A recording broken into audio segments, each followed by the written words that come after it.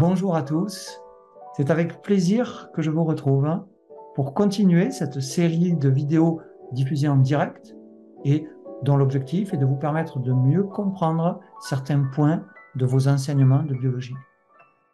Dans cette 17e vidéo, nous verrons qu'un ion moteur permet au glucose d'entrer activement dans les cellules absorbantes de notre intestin.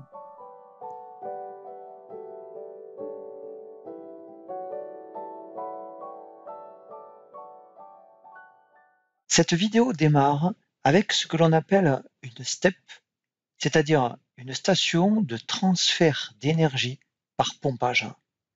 Il s'agit d'une installation hydraulique réversible qui fonctionne en circuit fermé entre deux retenues d'eau, un bassin supérieur et un bassin inférieur.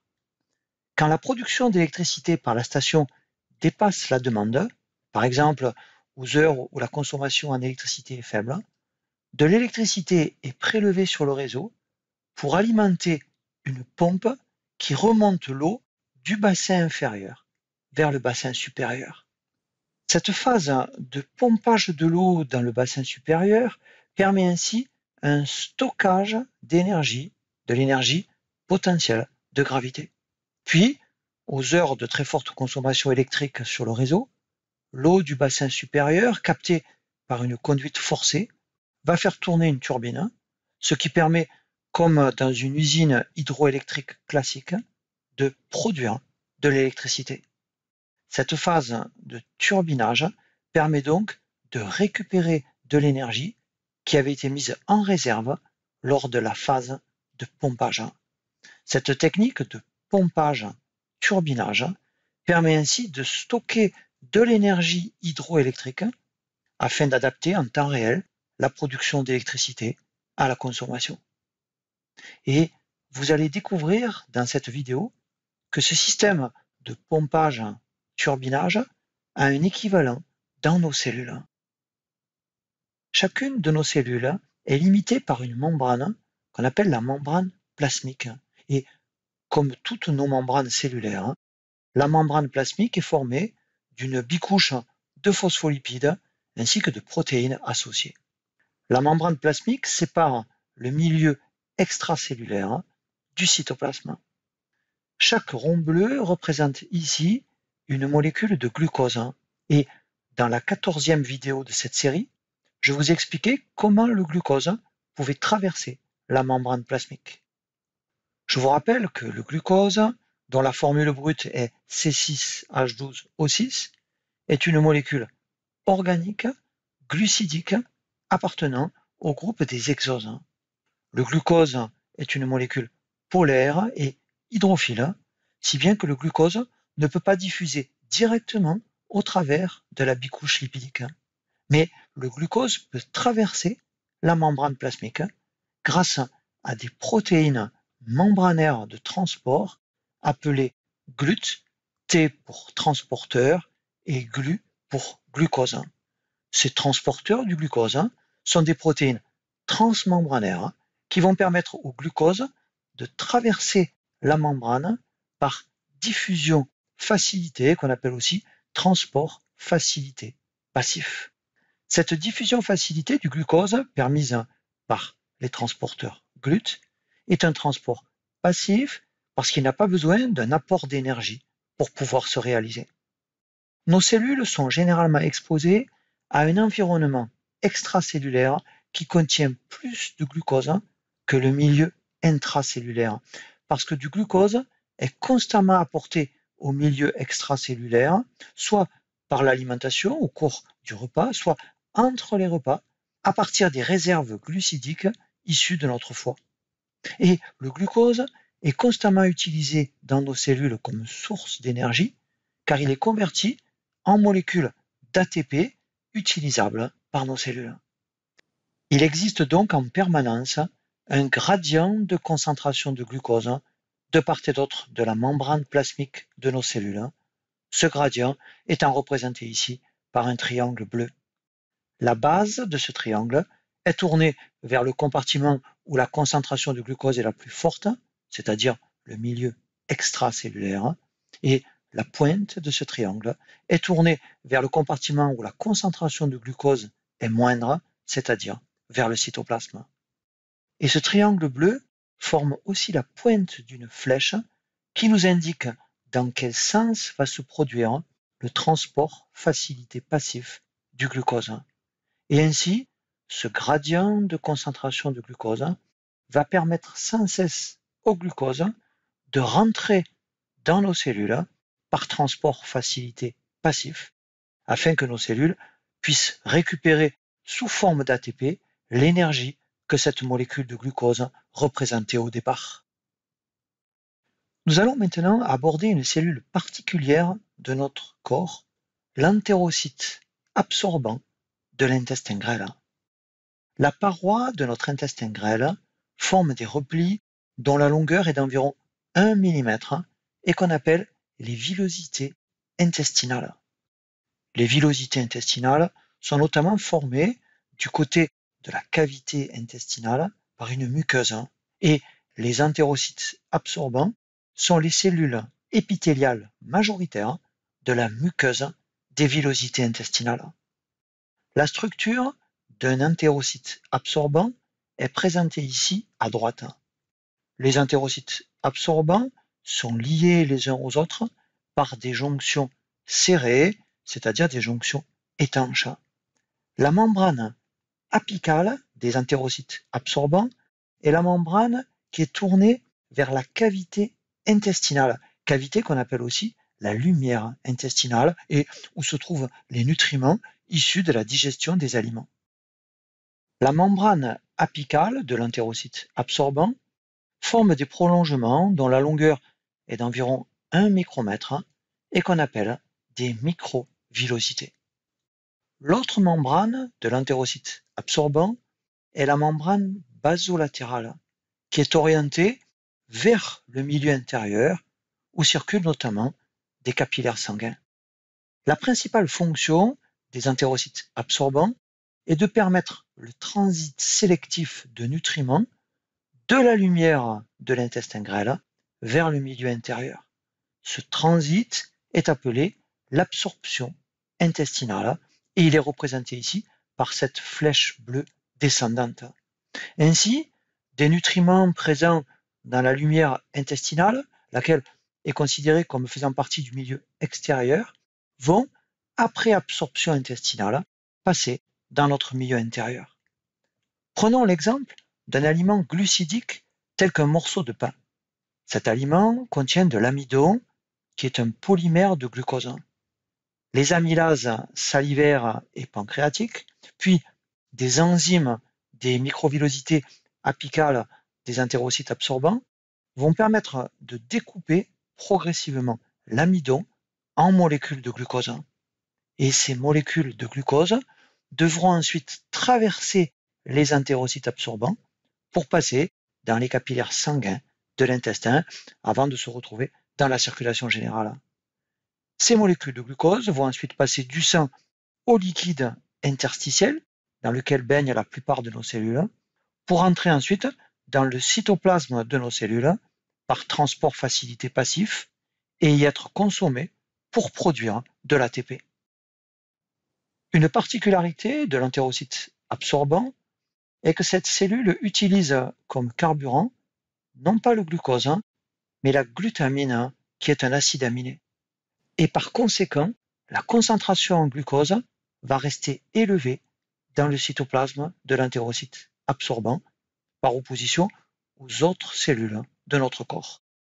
L'avantage de cette concentration élevée en glucose dans le cytoplasme de l'entérocyte absorbant est que cela va permettre l'obtention d'un gradient de concentration de glucose de part et d'autre de la membrane basolatérale favorable à un transport facilité passif du glucose dirigé du cytoplasme de l'entérocyte absorbant vers le milieu intérieur. Ce gradient de concentration de glucose du côté basolatéral est représenté ici en bas à droite par ce triangle bleu dont la base est dirigée du côté du cytoplasme de l'entérocyte absorbant et dont la pointe est dirigée vers le milieu intérieur. Le glucose présent dans l'entérocyte absorbant va sortir par diffusion facilitée à travers la membrane basolatérale grâce à un transporteur du glucose appelé GLUT2, et ce transporteur va permettre ainsi au glucose de quitter l'entérocyte absorbant pour rejoindre le milieu intérieur et donc pour se retrouver dans le sang puis dans le liquide interstitiel. Et ainsi, le glucose que l'entérocyte n'a pas utilisé, puisque cette cellule utilise préférentiellement la glutamine comme nutriment énergétique, pourrait être mis à disposition de l'ensemble de nos cellules. Mais un problème se pose si l'on veut comprendre la totalité du transit du glucose au travers de l'entérocyte absorbant. En effet, le glucose présent dans la lumière intestinale va devoir d'abord traverser la membrane apicale de l'entérocyte avant de ressortir de la cellule côté basolatéral pour passer dans le sang. Or, le gradient de concentration de glucose de part et d'autre de la membrane apicale, gradient qui est représenté ici en haut à droite par ce nouveau triangle bleu, est cette fois favorable à un transport passif sortant du glucose, qui serait donc dirigé du cytoplasme de l'entérocyte vers la lumière intestinale. Mais c'est un transport du glucose orienté dans le sens opposé que l'entérocyte absorbant doit réaliser, puisque le glucose dilué dans la lumière intestinale doit pouvoir pénétrer dans le cytoplasme de l'entérocyte où il est présent en forte concentration. Il n'est donc pas possible pour l'entérocyte absorbant de réaliser au niveau de sa membrane apicale un transport passif entrant de glucose. Par quel autre mécanisme l'entérocyte absorbant va-t-il pouvoir faire passer à travers sa membrane apicale le glucose issu de la digestion? Ce mécanisme ne peut pas être passif puisqu'il va devoir se réaliser contre le gradient de concentration de glucose. L'entrée du glucose à travers la membrane apicale de l'entérocyte absorbant doit donc mettre en jeu un transport actif, ce qui signifie que l'entérocyte devra consommer de l'énergie pour pouvoir réaliser un tel transport. Nous avons vu dans la précédente vidéo un premier type de transport actif, qualifié de transport actif primaire, dont l'énergie nécessaire à sa réalisation provient directement de l'hydrolyse de l'ATP. L'ATPase NAK, ou pompe à sodium et potassium, est un exemple de pompe ionique permettant de réaliser un transport actif primaire, et j'ai présenté cet exemple dans la précédente vidéo. L'ATPase sodium-potassium est présente sur la membrane plasmique de nos cellules et elle joue des rôles importants dans le fonctionnement de nos cellules. L'ATPase NAK, ou pompe sodium-potassium, est notamment présente sur la membrane basolatérale des entérocytes absorbants. Et l'un des rôles de cette pompe ionique est de générer et maintenir un gradient d'ion sodium de part et d'autre de la membrane où elle se trouve. Ainsi, l'entérocyte absorbant contient peu d'ion sodium parce que l'ATPase sodium-potassium expulse en permanence des ions sodium à l'extérieur de la cellule au travers de la membrane basolatérale. Et de part et d'autre de cette membrane basolatérale, on a donc un gradient de concentration sodique qui est représenté ici en bas à droite par un triangle rouge, dont la base est dirigée vers le milieu intérieur, car le milieu intérieur contient beaucoup d'ion sodium, et dont la pointe est dirigée vers le cytoplasme de l'entérocyte absorbant, parce que cette cellule contient peu d'ion sodium. L'ATPase sodium-potassium basolatérale génère ce gradient de concentration sodique. Et ce gradient d'ion Na+, dû à l'activité de cette pompe ionique, va se retrouver aussi du côté de la membrane apicale. En effet, la présence des ions sodium issus de notre alimentation conduit à une concentration sodique élevée dans la lumière intestinale, alors que le cytoplasme de l'entérocyte contient peu d'ion sodium, puisque la TPase sodium-potassium rejette sans cesse le sodium intracellulaire vers le milieu intérieur. De part et d'autre de la membrane apicale, il existe donc un gradient de concentration sodique qui est représenté ici en haut à droite par ce nouveau triangle rouge. La base de ce triangle est orientée vers la lumière intestinale riche en ion sodium et la pointe de ce triangle est dirigée vers le cytoplasme de l'entérocyte absorbant qui est pauvre en ion sodium. L'existence de ce gradient de concentration de sodium de part et d'autre de la membrane apicale est finalement une conséquence de l'activité de l'ATPase sodium-potassium basolatérale. Comme la membrane plasmique de toutes nos cellules, la membrane apicale ainsi que la membrane basolatérale de l'entérocyte absorbant présentent un potentiel de repos représenté ici par un signe plus du côté extracellulaire et par un signe moins du côté intracellulaire. Les ions sodium présents dans la lumière intestinale sont donc soumis à un gradient électrochimique favorable à une entrée de ces ions sodium dans l'entérocyte absorbant. La force chimique et la force électrique liées à ce gradient électrochimique sont orientées toutes les deux dans le sens d'une entrée des ions sodium de la lumière intestinale vers le cytoplasme de l'entérocyte absorbant. Et ce gradient électrochimique de Na+, de part et d'autre de la membrane apicale, dont l'origine est due au fonctionnement de l'ATPase NAK basolatérale, représente une source d'énergie utilisable.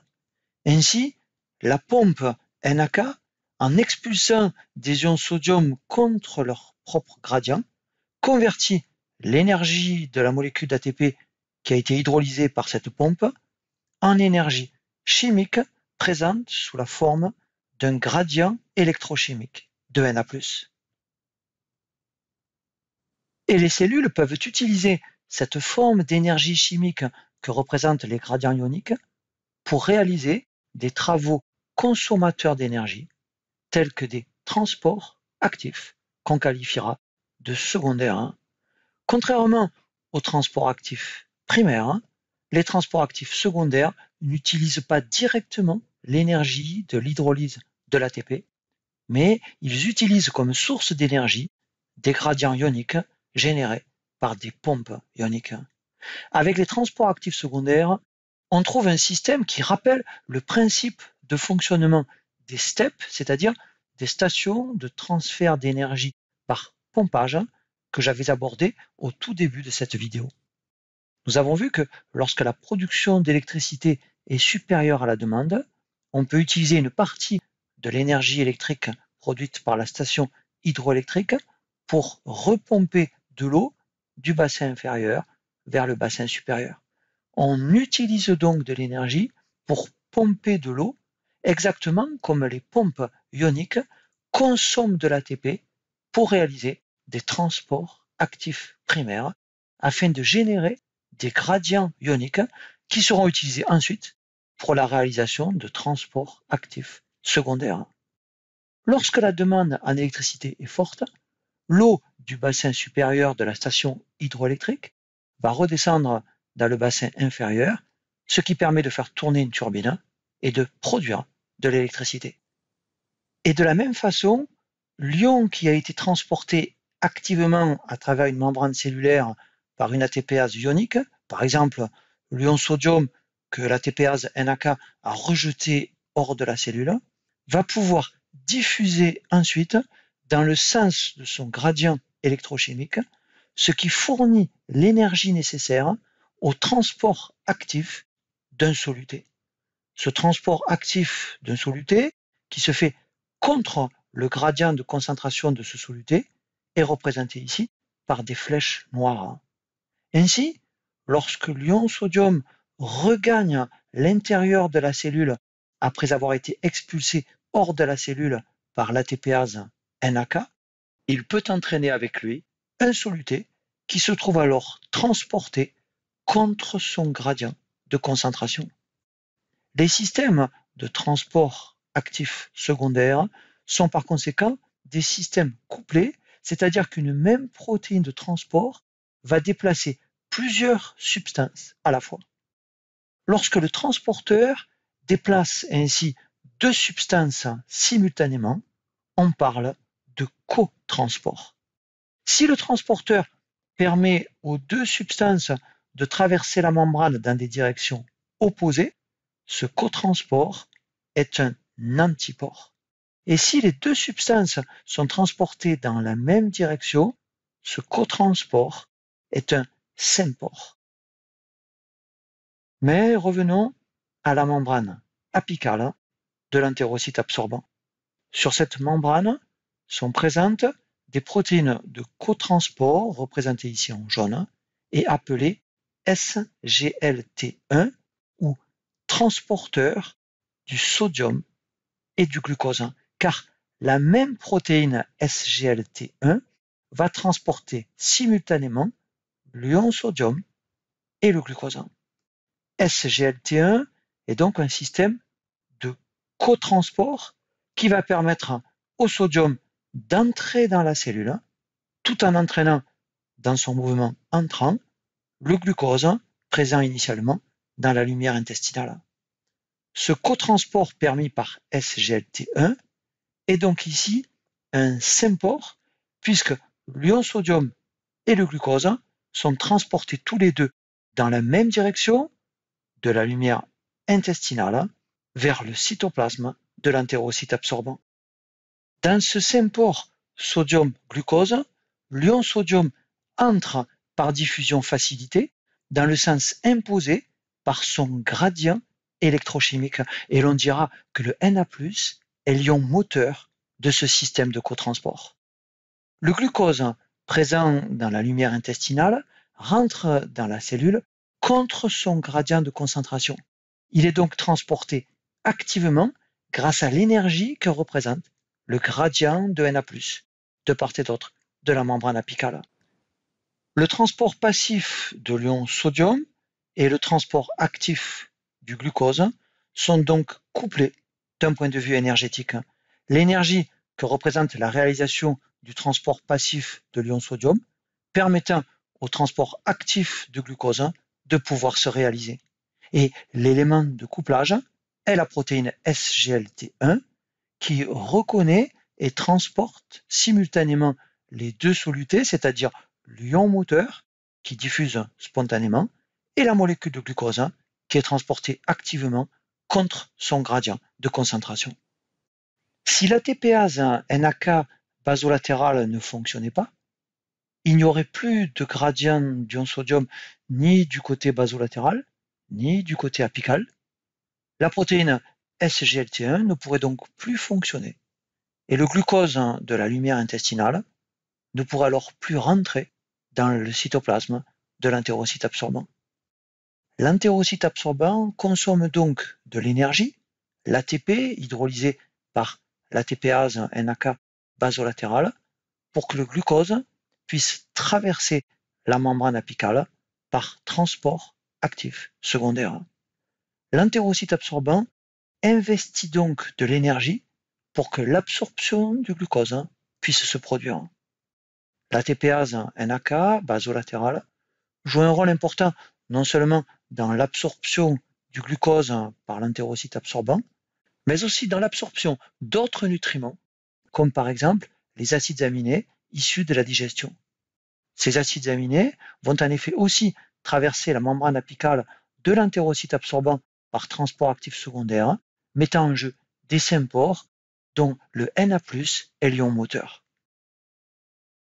Le fonctionnement de la protéine SGLT1 peut être décrit par un cycle en 5 étapes mettant en jeu des changements de conformation de SGLT1, ce qui va notamment ouvrir ou fermer dans cette protéine de transport deux portes structurales appelées la porte externe et la porte interne. Au cours de la première étape de ce cycle, deux ions sodium du milieu extracellulaire vont se lier à SGLT1, ce qui conduit à l'ouverture de la porte externe, permettant à une molécule de glucose d'entrer dans ce transporteur et de venir se loger dans une cavité centrale de la protéine. Au cours de la seconde étape de ce cycle, la porte externe se referme, si bien que les deux ions sodium et la molécule de glucose sont enfermés dans le transporteur. Lors de la troisième étape, la porte interne s'ouvre, permettant au cours de la quatrième étape la libération dans le cytoplasme des deux ions sodium et de la molécule de glucose. Puis, au cours de la cinquième et dernière étape de ce cycle, la porte interne se referme, la protéine de transport retrouve sa conformation initiale et cette protéine SGLT1 est alors prête à réaliser un nouveau cycle de transport simultané de deux ions sodium et d'une molécule de glucose. En résumé, le transport du glucose à travers l'entérocyte absorbant, c'est-à-dire l'absorption intestinale du glucose, nécessite que le glucose traverse successivement les deux membranes de cette cellule. D'abord la membrane apicale qui est tournée vers la lumière intestinale et ensuite la membrane basolatérale qui est tournée vers le milieu intérieur. Les jonctions serrées présentes entre les entérocytes absorbants ne permettent pas au glucose de passer directement entre ces cellules. Le transport transcellulaire du glucose, c'est-à-dire à travers la cellule, met en jeu trois types de protéines de transport qui permettent chacune de réaliser un mode particulier de transport. Un premier type de protéine de transport impliqué est l'ATPase sodium-potassium, présente sur la membrane basolatérale de l'entérocyte absorbant, et cette pompe ionique constitue un système de transport actif primaire générant un gradient électrochimique de Na+.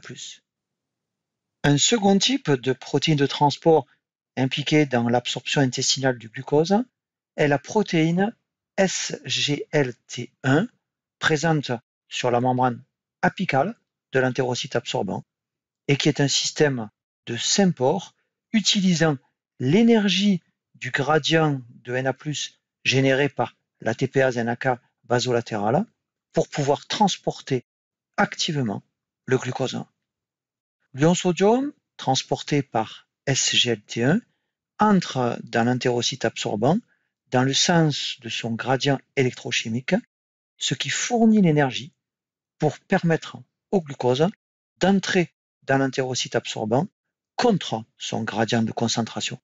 Dans ce système, l'ion sodium est l'ion moteur et le transport permis par SGLT1 est un transport actif secondaire. Un troisième type de protéine de transport qui intervient dans l'absorption intestinale du glucose est le transporteur GLUT2 présent sur la membrane basolatérale de l'entérocyte absorbant et qui permet le transport facilité passif du glucose dans le sens de son gradient de concentration, conduisant finalement le glucose à quitter l'entérocyte absorbant et à passer dans le sang. Je vous remercie pour votre attention et pour l'intérêt que vous portez aux différentes vidéos que je poste sur cette chaîne. Je vous retrouve très prochainement et avec grand plaisir pour vous présenter une nouvelle vidéo de biologie.